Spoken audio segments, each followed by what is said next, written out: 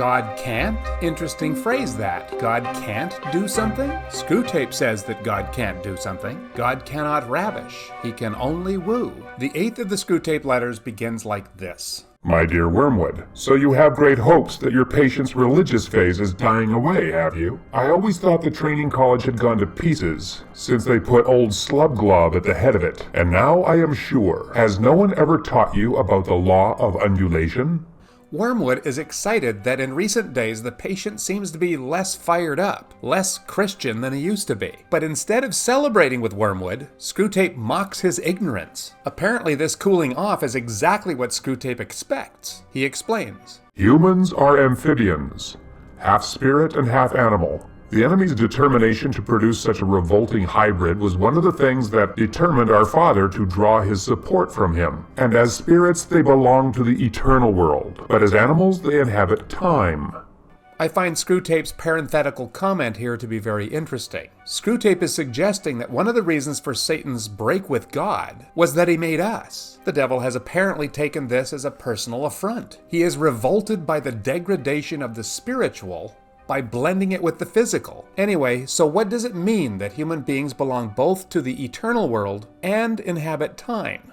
This means that while their spirit can be directed to an eternal object, their bodies, passions, and imaginations are in continual change. For to be in time means to change. Their nearest approach to constancy, therefore, is undulation, the repeated return to a level from which they repeatedly fall back, a series of troughs and peaks.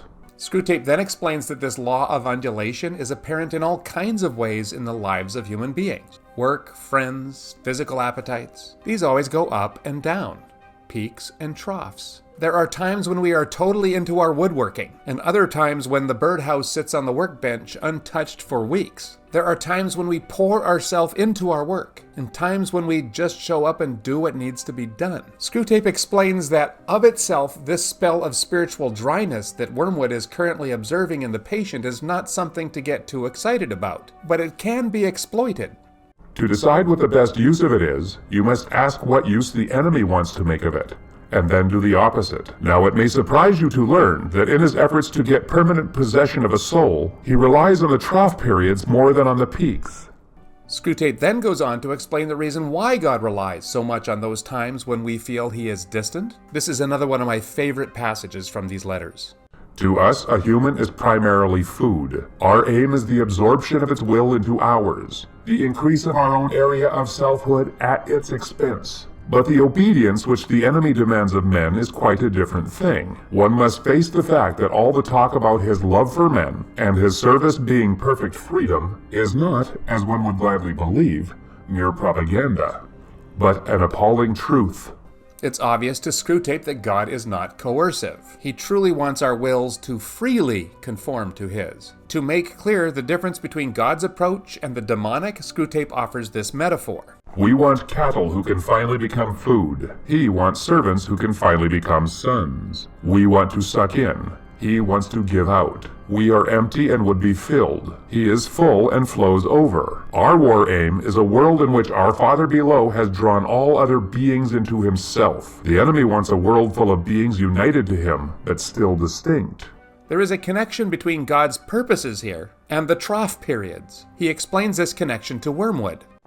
You must have often wondered why the enemy does not make more use of his power to be sensibly present to human souls, in any degree he chooses and at any moment. But you now see that the irresistible and the indisputable are the two weapons which the very nature of his scheme forbids him to use. Merely to override a human will, as his felt presence in any but the faintest and most mitigated degree would certainly do, would be for him useless. He cannot ravish, he can only woo. I'm not sure where I saw it, but I think it was Bill Maher. He said that if God wanted him to believe, he would need to see Jesus Christ coming down from the sky during the halftime show at the Super Bowl and turning nachos into bread and fish. Maher doesn't understand what Screwtape knows to be true. He's explaining to Wormwood that God will not assimilate us, like the Borg, for you Star Trek fans, in order to make us one with him. If Jesus came down at halftime and turned nachos into bread, Maher would have no choice but to believe in him. God will not force himself upon Maher or us. We must come to God freely. What God actually does is he starts us off with a sense of his presence, and then he pulls back. As Screwtape says, He leaves the creature to stand up on his own legs, to carry out from the will alone duties which have lost all relish. It is during such trough periods, much more than during the peak periods, that it is growing into the sort of creature he wants it to be. Hence the prayers offered in the state of dryness are those which please him best. We can drag our patients along by continual tempting, because we design them only for the table, and the more their will is interfered with, the better. God is a little like the parent who takes their hand away from the toddler. The parent doesn't care if the child stumbles, unless it's headlong into the coffee table. Stumbling is a part of the process, a really important part. And every parent knows it's a temporary state. Down the road, the kid will be running. Do not be deceived, Wormwood. Our cause is never more in danger than when a human, no longer desiring but intending to do our enemy's will, looks round upon the universe from which every trace of him seems to have vanished, and asks why he has been forsaken, and still obeys. So now we know what to do when we feel like we are alone and God is gone. Keep obeying. Remember the law of undulation.